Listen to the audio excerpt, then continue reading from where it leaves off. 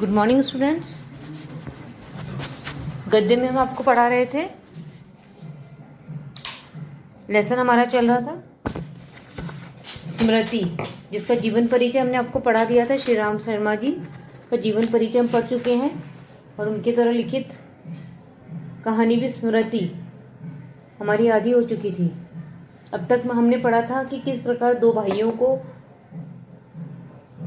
मक्खनपुर के डाकखाने पर चिट्ठी डालने के लिए दी जाती है और वे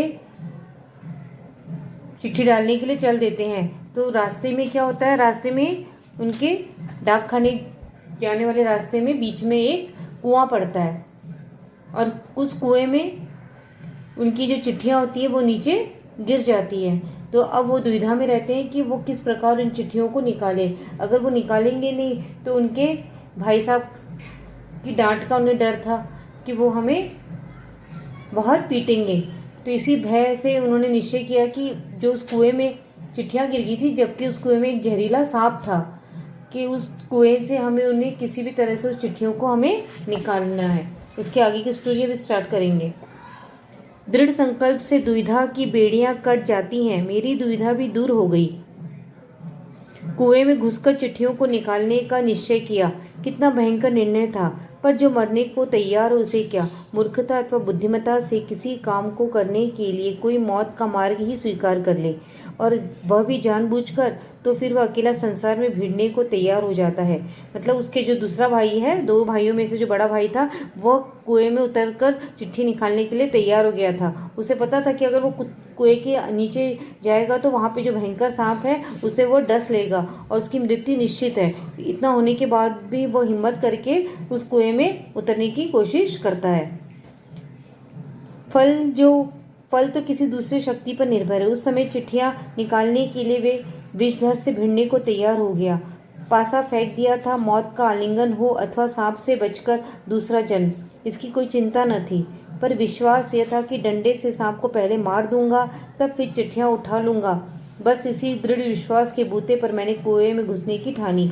मतलब उसे विश्वास था कि एक डंडा लेकर वो उतर रहा था। उसने कहा था या तो मैं इस डंडे से सांप को मार दूंगा, ये सांप मुझे डस लेगा। दोनों स्थिति में भी कोई भी परिस्थिति उत्पन्न हो सकती थी।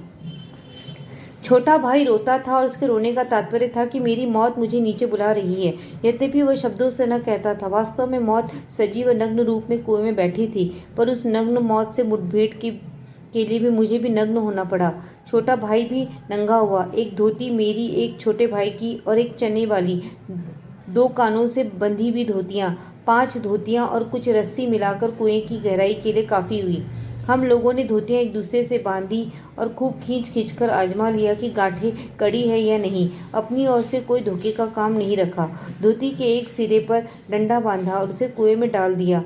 दूसरे सिरे को डेंग अर्थात वह लकड़ी जिस पर चरसा पुर टिकता है, के चारों ओर एक चक्कर देकर और एक गांठ लगाकर छोटे भाई को दे दिया था। छोटा भाई केवल 8 वर्ष का था, इसलिए धोती को डेंग से कड़ी करके बांध दिया और तब उसे खूब मजबूती से पकड़ने के लिए कहा। मैं कुएं में धोती के सहारे घुसने लगा। छोटा भाई फिर रोने लगा। मैंने उसे आश्वासन दिलवाया कि मैं कुएं के नीचे पहुंचते ही सांप को मार दूंगा, और मेरा विश्वास भी ऐसा ही था। कारण यह था कि इससे पहले मैंने अनेक सांप मारे थे, इसलिए कुएं में घुसते समय मुझे सांप का तनिक भी भय न था। उसको मारने में बाएं हाथ का खेल समझता था। कुएं के धरातल में जब 4-5 गज रहा होगा तब ध्यान से नीचे को देखा। अकल चकरा गई। सांप फन फैलाकर धरातल से एक हाथ ऊपर उठा हुआ लहरा रहा था। पूंछ और पूंछ के समीप का भाग पृथ्वी पर था। आधा अग्रभाग ऊपर उठा हुआ मेरी प्रतीक्षा कर रहा था। नीचे डंडा बांधा था। मेरे उतरने की गति से तो इधर उधर हिलता था। उसी के कारण शायद मुझे उतरते देख सांप घातक चोट के आसन पर बैठा था। सपेरा जैसे बीन बजाकर सांप को खिलाता है और सांप क्रोधित हो फन फैलाकर खड़ा होता है तथा फुंकार मारकर चोट करता है, ठीक उसी प्रकार सांप तैयार था, उसका प्रतिद्वंदी। मैं उससे कुछ हाथ ऊपर धोती पकड़े लटक रहा था। धोती डेंग से बंधी होने के कारण कुएं के बीचों बीच लटक रही थी और मुझे कुएं के धरातल की परिधि के बीचों बीच उतरना था। इसके माने तो सांप से 1.5-2 फुट गंज नहीं कि पूरी दूरी पर पैर रखता, और इतनी दूरी पर सांप पैर रखने ही चोट करता। स्मरण रहे, बच्चे कुएं का व्यास बहुत कम होता है, नीचे तो वह 1.5 गंज से अधिक होता ही नहीं। ऐसी दशा में कुएं से मैं सांप से अधिक 4 फुट की दूरी पर रह सकता था, वह भी उस दशा में जब सांप मुझसे दूर रहने का प्रयत्न करता था। उतरना तो था कुएं के बीच में, क्योंकि मेरा साधन बीचों बीच लटक रहा था। ऊपर से लटक कर तो सांप मारा नहीं जा सकता, उतरना तो था ही। थकावट से ऊपर चढ़ भी नहीं सकता था। अब तक अपने प्रतिद्वंदी की पीठ दिखाने का निश्चय नहीं किया था। यदि ऐसा करता तो कुएं की परिधि पर उतरे बिना क्या मैं ऊपर चढ़ सकता था? मतलब जब उसने उस भयंकर सांप को देखा तो सहसा उसे मन हुआ कि इतना भयंकर सांप है, लेकिन फिर भी वो हिम्मत करके उस सांप को मारने के लिए तैयार हो जाता है। धीरे धीरे उतरने लगा, पर एक एक इंच जो मैं नीचे उतरता जाता त्यों तो मेरी एकाग्रचित्ता बढ़ती जाती। मुझे एक सूझ सूझी।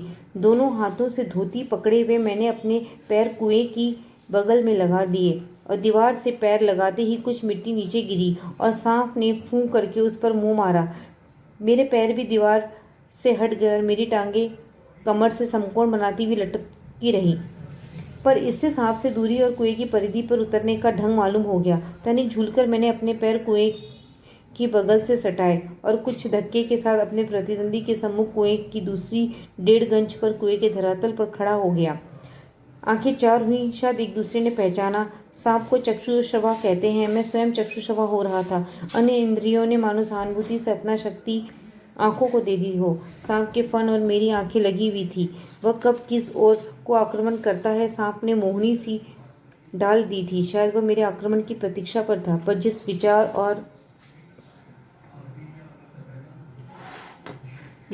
और आशा को लेकर मैंने कुएं में घुसने की ठानी थी, वह तो आकाश कुसुम था। मनुष्य का अनुमान और भावी योजनाएं कभी कभी कितनी मिथ्या और उल्टी निकलती है। मुझे सांप का साक्षात होते ही अपनी योजना और आशा की असंभवता प्रतीत हो गई।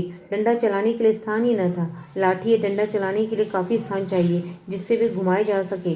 सांप को डंडे से दबाया जा सकता था, पर ऐसा करना मानो तोप के मोहरे पर खड़ा होना था। यदि फन या उसके समीप का भाग न दबा तो फिर वह पलटकर जरूर काटता, और फन के साथ दबाने की भी कोई संभावना भी होती तो फिर उसके पास पड़ी हुई 2 चिट्ठियों को कैसे उठाता? अर्थात कि सांप को वो मार तो सकता था, लेकिन वो कुएं के अंदर जगह कम होती है। अगर वो मारने की कोशिश भी करता तो डंडा घुमाने के लिए वहां पर्याप्त जगह नहीं थी। तो वो इसी कश्मकश में रहता है कि वो सांप को किस प्रकार मारे। 2 चिट्ठियां उसके पास सिर्फ सटी हुई पड़ी थी और एक मेरी ओर थी। मैं तो चिट्ठियां लेने ही उतरा था। हम दोनों अपने पैतरों पर डटे थे। उस आदत पर खड़े खड़े मुझे 4-5 मिनट हो गए। दोनों और मोर्चे पड़े हुए थे, पर मेरा मोर्चा कमजोर था। कहीं सांप मुझ पर झपट पड़ता तो मैं यदि बहुत करता तो उसे पकड़कर कुचलकर मार देता, पर वह तो अचूक तरस विष मेरे शरीर में पहुंचा ही देता और अपने साथ साथ मुझे भी ले जाता। अब तक सांप ने वार न किया था, इसलिए मैंने भी उसे डंडे से दबाने का ख्याल छोड़ दिया। ऐसा करना उचित भी नहीं था। अब प्रश्न था कि चिट्ठियां कैसे उठाई जाएं। बस एक सूरत थी, डंडे से सांप की ओर से चिट्ठियों को सरकाया जाए। यदि सांप टूट पड़ा तो कोई चारा न था। कुर्ता था और कोई कपड़ा न था जिसे सांप के मुंह की ओर करके उसके फन को पकड़ लूं। मारना या बिल्कुल छेड़खानी न करना, ये 2 मार्ग थे। सो पहली मेरी शक्ति के बाहर था और बाध्य होकर दूसरे मार्ग का अवलंबन करना पड़ा। मतलब उसके बाद 2 ही विकल्प थे, या तो उसे वो मार देता या उसे बिल्कुल ही उसके साथ छेड़खानी नहीं करता। अगर वो उससे छेड़खानी नहीं करता तो जबरदस्ती सांप भी उसे नहीं डसता। तो उसने सोचा कि इस स्थिति में क्या किया जाए। डंडे को लेकर जो ही मैंने सांप के दाईं ओर पड़ी हुई चिट्ठी की ओर से उसे बढ़ाया कि सांप का फन पीछे की ओर हुआ और धीरे धीरे डंडा चिट्ठी की ओर बढ़ा, और जो ही चिट्ठी के पास पहुंचा कि फुंकार के साथ काली बिजली तड़पी और डंडे पर गिरी।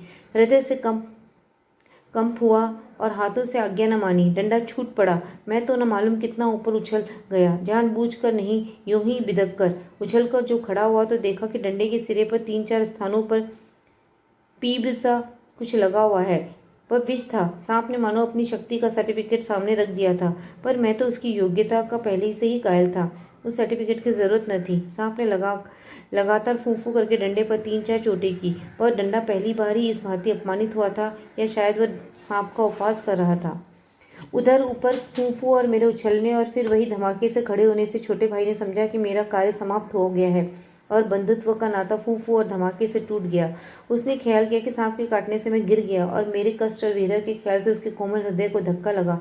भातृ स्नेह के ताने बाने को चोट लगी और उसकी चीख निकल गई। मतलब इसी उठापटी में क्या हो गया, जब आवाज हुई अंदर से तो उसके छोटे भाई को, जो कुएं से बाहर था, उसे ऐसा प्रतीत हुआ कि उसके भाई की जान सांप ने उसे डस लिया है और वो चिल्लाने लगा। छोटे भाई की आशंका बेजा न थी, पर उस फूं और धमाके से मेरा साहस कुछ बढ़ गया। दोबारा फिर उसी प्रकार लिफाफे को उठाने की चेष्टा की। अब की बार सांप ने वार भी किया और डंडे से चिपट भी गया। डंडा हाथ से छूटा तो नहीं, पर झिझक, सहम अथवा आतंक से अपनी ओर खींच गया और गुजलक मारता हुआ सांप का पिछला भाग मेरे हाथों से छू गया। उफ, कितना ठंडा था। डंडे को मैंने एक और पटक दिया। यदि कहीं उसका दूसरा वार पहला ही होता तो उछलकर मैं सांप पर गिरता और न बचता। लेकिन जब जीवन होता है तब हजारों ढंग बचने के निकल आते हैं। वह देवी कृपा थी। डंडे के मेरी ओर खींच आने से मेरी और सांप के आसन बदल गए। मैंने तुरंत ही लिफाफे और पोस्टकार्ड चुन लिया। चिट्ठियों को धोती के छोर से बांध दिया और छोटे भाई ने उसे ऊपर खींच लिया। डंडे को सांप के पास उठाने में भी बड़ी कठिनाई पड़ी। सांप उससे खुलकर उस पर धरना देकर बैठा था। जीत तो मेरी हो चुकी थी, पर अपना निशाना गंवा चुका था। आगे हाथ बढ़ाता तो सांप हाथ पर वार करता। इसलिए कुएं की बगल से एक मुट्ठी मिट्टी लेकर मैंने उसकी दाएं ओर फेंकी कि वह उस पर झपटा और मैंने दूसरे हाथ से उसके बाएं ओर डंडा खींच लिया। पर बात की बात में उसे दूसरी ओर और भी वार किया। यदि बीच में डंडा न होता तो पैर से उसके दांत गड़ गए होते। अब ऊपर चढ़ना कोई कठिन काम न था। केवल हाथों के सहारे पैरों को बिना कहीं लगाए हुए 36 फुट ऊपर चढ़ना मुझ में अब नहीं हो सकता। 15-20 फुट बिना पैरों के सहारे केवल हाथों के बल चढ़ने की हिम्मत रखता हूँ। कम हो या अधिक नहीं, पर इस 11 वर्ष की अवस्था में मैं 36 फुट चढ़ा। बाहें भर गई थी, छाती फूल गई थी, धूपनी चल रही थी, पर एक एक इंच सरक कर अपनी भुजाओं के बल में ऊपर चढ़ आया। यदि हाथ छूट जाता तो क्या होता, इसका अनुमान करना कठिन है। ऊपर आकर बेहाल होकर थोड़ी देर पड़ा रहा। देर को झाड़ कर धोती कुर्ता पहना। फिर किशनपुर के लड़के को, जिसने ऊपर चढ़ने की चेष्टा को देखा था, ताकीद कर दी कि वो कुएं वाली घटना किसी से न कहे। और हम लोग आगे बढ़े और सन 1915 ईस्वी में मैट्रिकुलेशन पास करने के उपरांत वह घटना मैंने माँ को सुनाई। सजल नेत्रों से माँ ने मुझे गोद में ऐसे बिठा लिया जैसे चिट्ठियाँ अपने बच्चे को डेने के नीचे छिपा लेती है। कितने अच्छे थे वे दिन। उस समय राइफल न थी, डंडा था, और डंडे का शिकार, कम से कम उस सांप का शिकार, राइफल के शिकार से कम रोचक और भयानक न था। कहानी आप सभी को समझ में आ गई कि किस प्रकार दोनों भाइयों ने, जब चिट्ठियाँ उनके हाथों से कुएं में गिर जाती है तो उस कुएं में एक भयंकर काला सांप भी होता है, और जब बड़ा भाई नीचे उतर कर उस चिट्ठियों को तो वो ले ऊपर कर देता है, लेकिन उस सांप से बचकर निकलना बहुत ही मुश्किल हो जाता है। लेकिन फिर भी वह हिम्मत नहीं हारता है और अंत में सफलता उसे मिलती है। क्लियर हो गया? लेसन तो सभी को समझ में आ गया होगा। होमवर्क में आपको वही जीवनी तो हमने आपको प्रीवियस क्लास में दे दिया था। स्मृति में आप लोगों को जो जिसकी व्याख्याएं हैं, जितनी व्याख्याएं पीछे दी गई हैं 3, वो तीनों व्याख्याएं आप लोगों को होमवर्क में करनी है। क्लियर हो गया? अब ये हमारा हिंदी का जितना लेसन थे, गद्य पद्य और संस्कृत में लेसन जो थे वो कंप्लीट हो गए।